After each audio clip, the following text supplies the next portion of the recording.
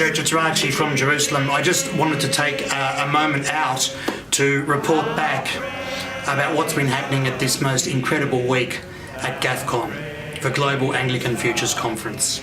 It was just a few hours ago that all 1,950 of us who were here at the conference from Anglican churches around the world, we were bussed over to the temple steps, the same temple steps where Jesus would have walked up to the temple, back down where pilgrims have walked up to the temple and down to sacrifice to God for many, many years when the temple was in action.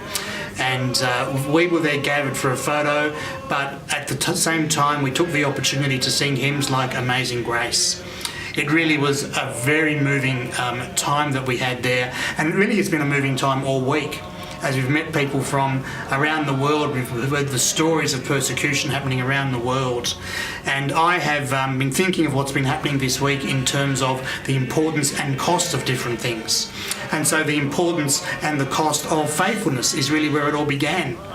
As what we see now, what we're united in is people who want to be faithful to the Word of God, faithful to God's revelation to us, not making up God's revelation. It's both important and we're seeing it has a cost. We've talked about the importance and the cost of discipleship. We've talked about the importance and the cost of mission. In fact, we've had a bit of a war cry this week. It goes like this: Christ preached faithfully to the nations. Because so many people around the world today are not preaching Christ faithfully to the nations.